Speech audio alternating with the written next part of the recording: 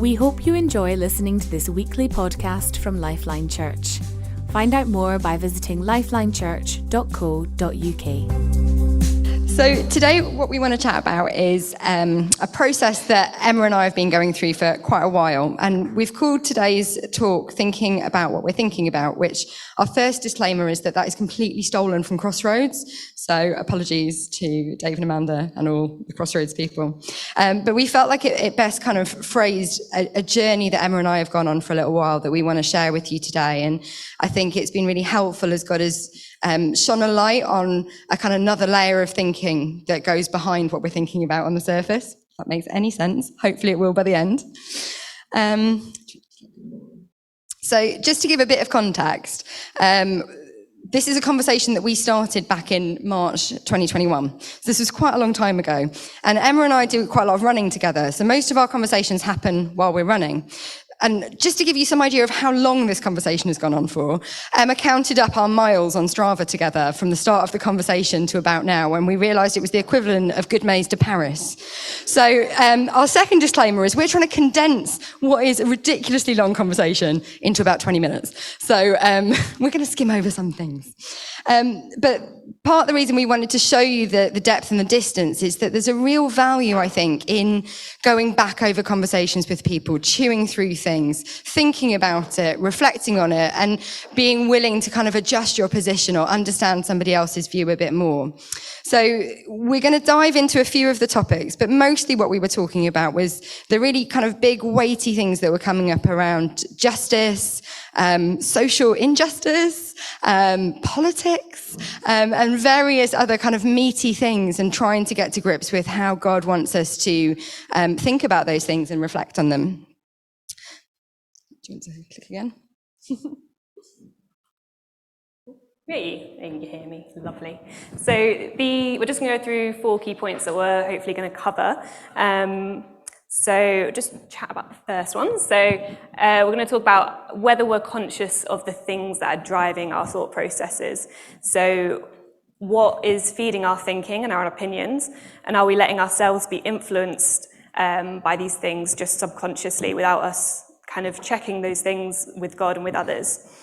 And then we will talk about how we respond to stories of injustice that we hear. So we hear about these stories a lot locally from people we know, and then also much bigger ones that are happening across the globe that we hear about in the news. So we're going to be thinking about how we think about those things and how we respond to them. And we also want to give some thought to who we journey these things through with a little bit. So are these issues that we chat through with other people, or do we tend to process them on our own? And who are we kind of really committed to journeying these meaty topics with in life? And then additionally, just how the outworking of that it enables us to interact with the world around us. So these topics we're thinking about really matter. They're big things in our world, and how we think about them and how we respond to them defines how we are in the world that we're living in. So we just want to give a bit of thought to that as well. Cool. So just as a foundation to this, really, we want to touch on kingdom friendship. Now, we've talked a lot about this in other Sunday mornings over the last few months and couple of years, really. Now, Emma and I have known each other for about 10 years, probably a bit more than that. And we're very young. It was a long time ago. But originally, I was Emma's youth leader. And as Emma got a bit older and wasn't youth anymore, we made intentional decisions to change that into a friendship. So I would say we have a lot of elements in our friendship that are the kingdom friendship that we've looked at and unpicked. But I don't want you to think that we've got there by accident, that it just evolved. We made very intentional and deliberate steps to build that. So part of that has looked like sharing life. Now, it's a funny phrase we use quite often here. And Daniel was unpicking it a bit in his talk a couple of weeks ago, and he talked about fish finger friends. That was the phrase? Yeah. So it's that idea that we cross over lives. So we celebrate the big things and, mourn over the sad things with each other. But we also, Emma comes along and does really boring little shops with me sometimes, or helps me tidy up after children and knows where my dustpan and brush lives because she knows how to sweep under my kitchen table, which is a really good friend. But in the context of that foundation, we've then got a place where we can chat through things and address things with each other and come back to actually what can become quite awkward, where we then challenge each other. So I can honestly say I've made Emma cry a lot, many times, hopefully not today. Because when we are close enough to each other, we see things in each other and we care enough that we want to challenge that because we want to sharpen the other person. So we come back and we say, actually, when you said that, I'm not sure that's quite right. Or when you're thinking about things this way, I'm not quite sure that's right. So that's the kind of basis that we were coming at this conversation from. And I'll let Emma go from here. So, there we go. I forgot what animations I put on the slideshow. So as Hannah said, that this conversation started last year. It started at the time, some of you might remember the news story where there was a young woman who was just walking home in London.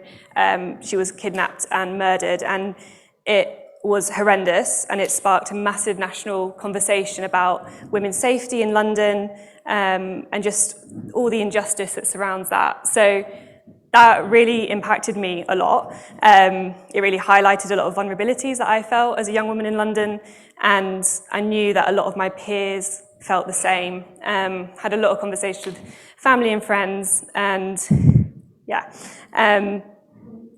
and because I felt this so deeply and so keenly and felt that it was just so wrong and such an injustice, I really struggled when other people didn't reflect that as much, or I felt like they didn't care in the same way.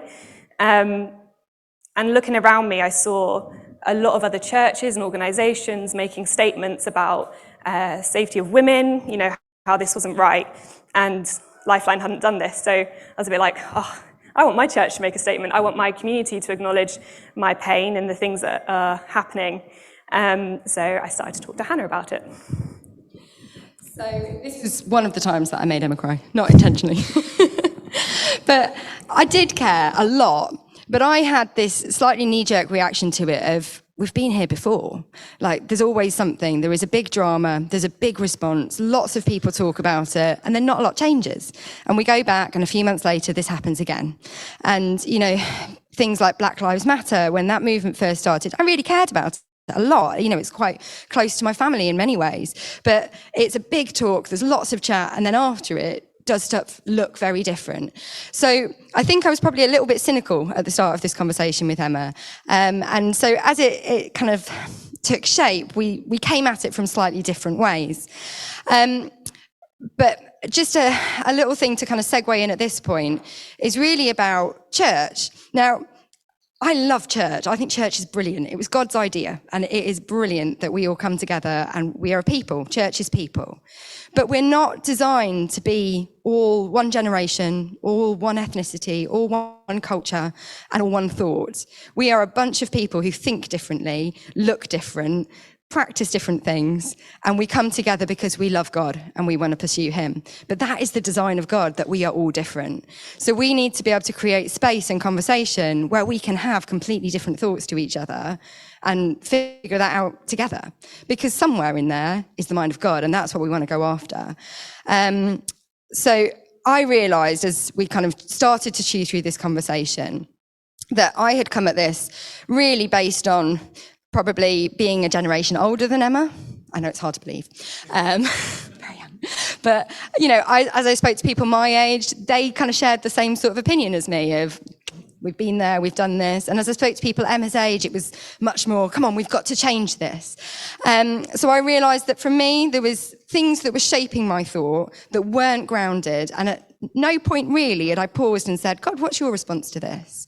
I had just come at it from my position, my view, my history, and all the things that had shaped me.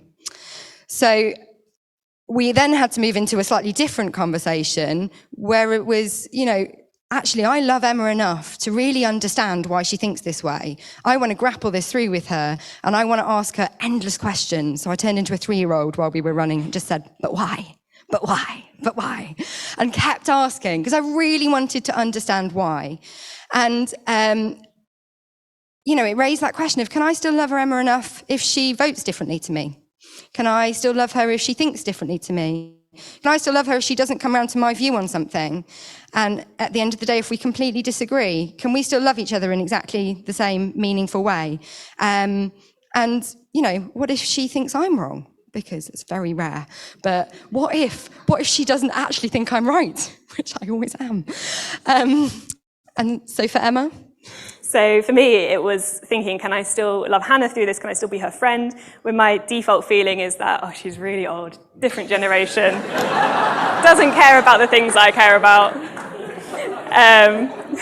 That's when I cried. So as I spent time processing these thoughts and these really long conversations, and inviting God actually into that process, I came to realize that probably a church-led statement wouldn't have changed very much for me. I think probably what it would have done would have placated my feelings, made me think, that's okay, they care, few, and then just move on. It wasn't, not having that statement wasn't about me not caring anymore, just switching my botheredness off, but it was more about aligning what I felt with what God had me to do in that. So we want to be a people that are led by what God cares about, and how he would have us to respond in these really big, really difficult situations. So I actually ended up speaking to quite a few members of leadership about it because I was really annoyed. And through all those conversations, I came to more of an understanding about why, and then ended up talking to local police as well to see what could actually be done in our local area to help. So I'm just going to talk about the sons of Issachar. So they come up in Chronicles. It's a bit of a side note, but still. So they are one of the tribes of Israel. So this happened when David was in hiding from King Saul. So God had spoken to David and said, you're going to be the next king of Israel. The current king wasn't very happy and wanted to kill him. So he was hiding. And as he was hiding, loads of men from the different tribes came to show his support. And one of that group was the sons of Issachar. So they were described as men who understood the times and knew what Israel should do. So what had happened was that they had heard from God, heard what his will was, and that had been aware of the political situation that was happening as well, and then acted on that. So I quite like this kind of thinking about then as a church. It's quite helpful for us to think how we can be aware of what's going on around us, about the world, but also how it influences us. So, we're not going to give any answers today because this was a very long conversation, but we're just sharing about what we've learned through the listening and the thinking processes.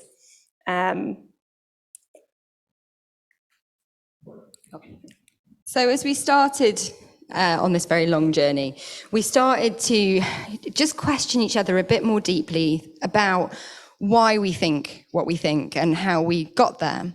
And as many of you will remember, there was this crisis in Afghanistan last summer, so nearly a year ago. And for those of you not so familiar, there was the Taliban taking over and the US forces leaving. And there was a real crisis at the airport. There was a really desperate situation there. And like many people here, it really bothered me. I read the news, I listened to the news, I prayed, I worried, and I went round and round in circles on that. I'm pretty sure when I prayed, I gave God lots of solutions. I'm quite good at that. I like to give him some answers that he might not have thought of on how to solve different world political situations, so as long as I can get those in. And at some point, it stopped. And I wasn't really aware that I'd stopped. I just had stopped. And the first thing that I really became aware of that I'd stopped was several months later, and actually probably only about 3 months ago, I came across a podcast that was by an Iranian man who was leading a ministry in that corner of the world. And he was talking about the church in Iran, Afghanistan, and Iraq being the fastest growing church in the world. And he had this hour-long talk packed with the most amazing testimonies of people giving their lives to God, risking their lives for pursuing Jesus, and really miraculous encounters of God doing things there. And I was running while I listened to this podcast, and I stopped running. I stood still, and I really felt God put his finger on it, saying, you cared enough to pray at the time, but you didn't care to ask me what I wanted. You didn't join your worry with my worry, and you didn't get to be a part of what happened next because you stopped thinking about it. And I realised that really as the news cycle had moved on, so had my thought process. So once it stopped kind of headlining on BBC News, I wasn't really praying about it anymore. I wasn't really thinking about it anymore. And it had slipped out of my consciousness. And, you know, we're not saying that once we start to mull over something, we need to pray about that for every day for the rest of our lives. But it's about, there's an invitation from God for us to do life with him, for us to join our thinking with him, join his concern with ours and be led by that. And in this situation, I really hadn't. I had just been led by my own feelings on it. And the outworking may have looked exactly the same. It may have been that I prayed for it for a period of time and then God released me into something else. But I just hadn't really paused to ask. I was led by me and not by him. So, social media. So this is a big one for me, and I'm sure a lot of people my age and just generally, about where we get our information from, what's influencing our thinking. I'm just going to talk very shortly about algorithms. So it's a bit of a confusing word, but basically what it means is just that these companies like Instagram, Facebook, will see what you're looking at, see what you're engaging with on those platforms, find out what your opinions are, what you like to see, and will then just show you more and more and more of that until eventually your feed just becomes a reflection of your own opinions and your own views. And so it can be really easy to log on to Facebook of a morning, have a look and think, oh, everyone in the world thinks exactly the same thing as me. I'm obviously right. So we need to, I thought for me it's something to be aware of, for me to just take a step back, think about how things like that might be subconsciously impacting my thought process and my opinions, and taking it back to God and seeing what he has for me instead. Kind of really saw this when I really wanted a statement because that was all I saw on my social media feeds. So being able to use these really useful sources of information to be aware of the times, be aware of what is happening around us, but not letting them completely influence us. Just an example of that, I think, probably many others here were similar, but at different points where we've had political votes in this country, I remember being quite shocked by the results because I didn't know anybody who was voting in the other direction. Because either we weren't really talking about it, or my social media feed and all the things that get sent to me are a little circle of exactly what I think. So how can anybody in the world think differently to me?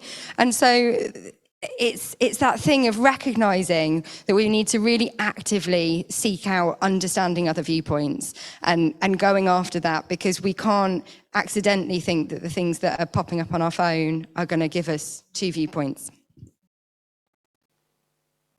So how might we respond to some of these stories of injustice that we hear? And again, that might be local from a friend or these really big stories. And these are things that I've recognized in myself when I've been kind of reflecting on some of my responses. So the first one being having a stance of fatalism or apathy. So fatalism being just thinking, oh, well, what's the point? These things are going to carry on happening. These bad things are going to always be happening. So what's the point in me even trying to make a difference? Similar with apathy, it's just all too much. I'm just going to take a step back and not engage with it anymore because I just can't feel these things. For me as well, sometimes it is about not really wanting to sacrifice my comfort. So, not really wanting to research the supply chains of my favorite clothing brands because I don't want to know about the exploitative work practices that are happening or modern day slavery. I'd rather just not know, carry on in my comfortable life. As a caveat, sometimes not choosing not to read news all the time and things like that is the right choice for you, and just be led by God in that. Secondly, so a feeling of I have to do it all, I have to be the one to fix climate change. Everyone I meet has to start using reusable straws and get rid of their plastic ones. So again, in this, the action itself isn't bad, but what's the driving thought behind it? What are we being driven by? Is it a kind of a panic and it has to be me that fixes it? Or is it coming back to God and knowing what his heart is? Then guilt and fear that I'm not enough. So this is a big one for me. And I think a big driver of what a lot of the world, or how the world responds to these stories of injustice. So again, climate change, but oh my gosh, the sea levels are rising, we're all going to be underwater and we're not going to have enough food to feed everyone. Therefore, we need to fix it right now because that is the only hope. And coming back to know that we have got a God that is bigger, that is good and capable, and we can have hope in these situations. And finally, a need for personal impact. So wanting other people to see what I'm doing and think, oh yeah, she's got it, she's great, she's doing all the good things.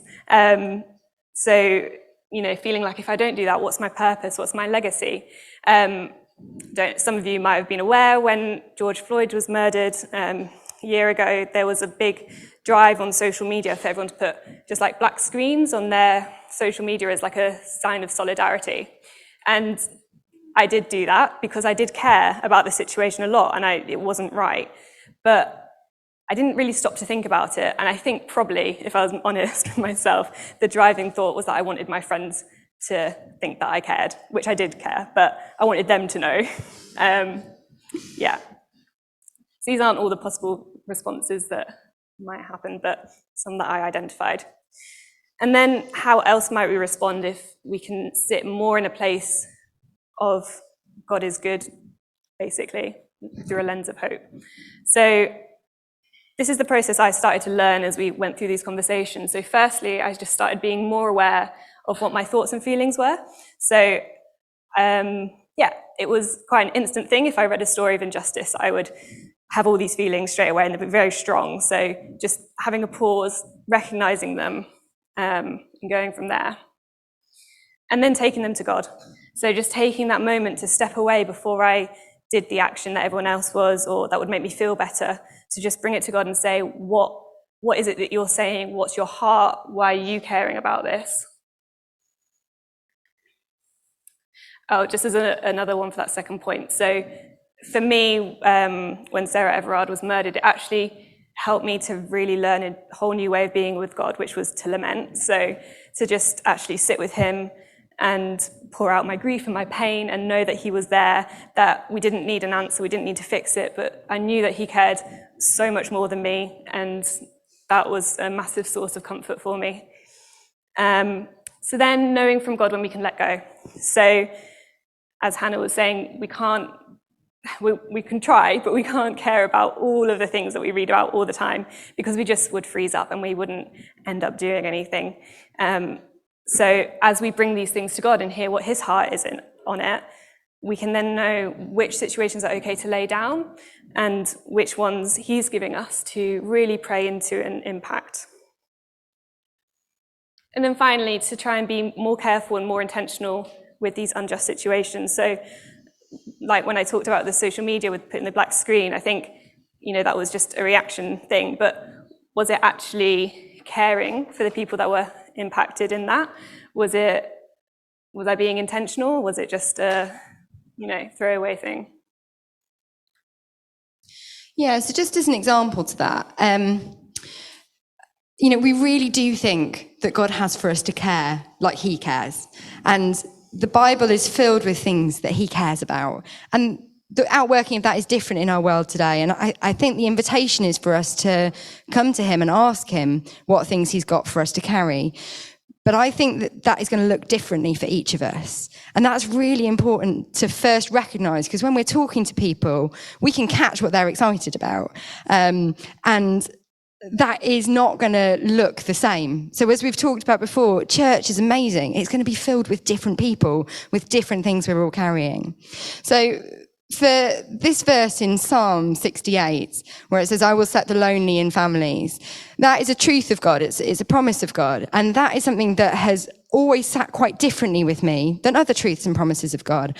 I love it. It excites me, and it rises a sense of faith in me that that is something God wants to do, and I want to be a part of that.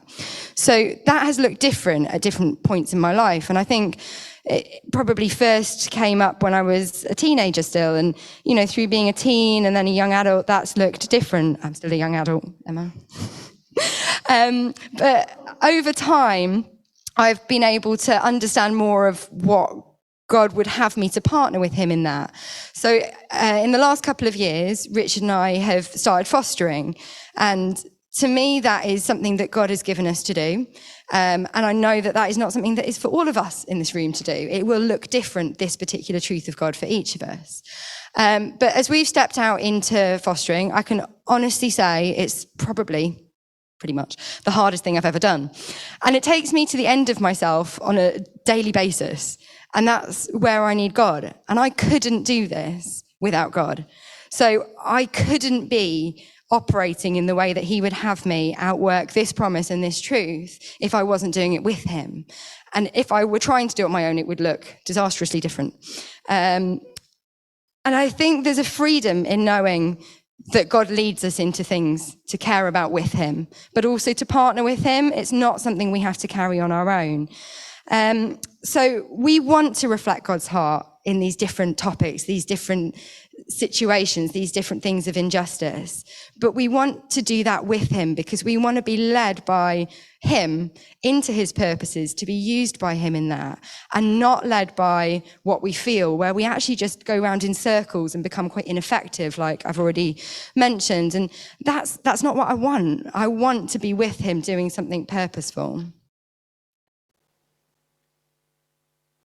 So what we've been talking about with the different responses as well is kind of maybe coming from a bit more of a world view and a bit more of a kingdom view. So these are maybe a bit jargony that we use in church, but kingdom view kind of sitting in that idea that, or knowledge that God is a God of justice, that he's a God of hope, that he's good.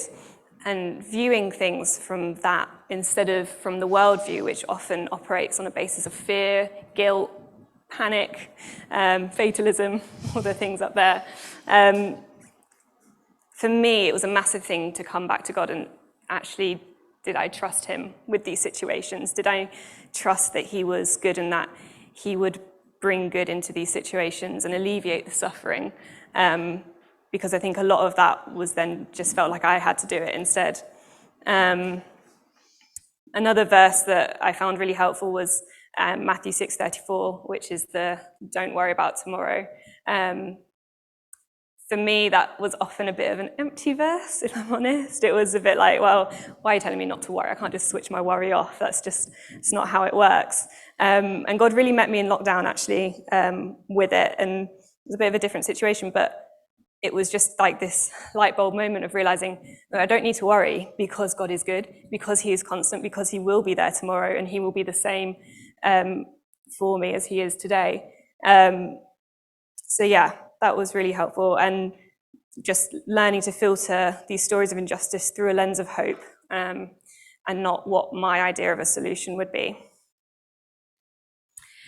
Just finally, before we come to a close, I'm going to talk a little bit about being reactive and being responsive. So me and Hannah, I think she'll agree with me, are quite emotional. We're led by our emotions quite a lot. And we've talked a lot about our emotions being like taking a dog for a walk on a lead. So our emotions are the dog in this scenario. Are we not in control? Are we going wherever our emotions are taking us? Is the dog spotting a squirrel and we're going that way? Or are we in more control?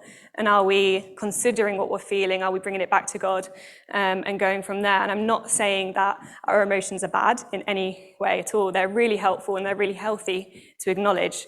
But just not that we are reacting out of that without stopping to think.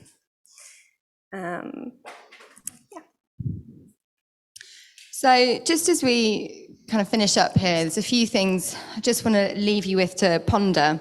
So the first one is that we've got an opportunity to invite God into our thinking. And I think, like Emma and I were at just a few months ago, it may be that many of you have never really got to that point of pondering it. And there's an invitation that we can step into today where we say, God, show me what I'm thinking about, show me why I think this way, and actually let me join that up with what you're thinking. The next one, I think where we've perhaps become aware that our responses aren't quite how God would have us have them. So some of those things Emma's talked about, that feeling of burden or that feeling like things are just a bit too much. We can hold those open before God as well and ask him to adjust our responses and really to come to a place where we see these big situations through the lens of God, through everything that Jesus has done, which is filled with hope, which is miraculous, which is filled with limitless possibilities, and is not the bleak outlook that we would read about and we would see when we look at anything through our phones. And the third thing, I think, is just an opportunity to deepen our relationships intentionally with others. Because I think for Emma and I, if we didn't have that space where we were having these conversations, I'm not sure we would have got that shift in our thinking here. And God has put us in community to celebrate that we are all coming together to worship him, but we're all different. We do all think differently. So we don't have to align ourselves with people who look the same and think the same. We can come together as a community and we can invest in those relationships and invest in saying, I want to understand why you think this way. I want to understand why you vote this way. And for this to be a safe place and a safe community where we can build friendships like that, where we're prepared to grapple and understand the other person and love them through that process. Thank you for listening to this podcast by Lifeline Church. We hope this message has been an encouragement to you. We are a relational church with a passion to demonstrate God's love to one another and our surrounding community in real and practical ways. We believe that God has called us to have an impact on our families, our communities, and our nation. We'd love to connect further with you, so please do visit our website at lifelinechurch.co.uk, on Facebook, lifeline.church.uk, or Twitter at LifelineUK.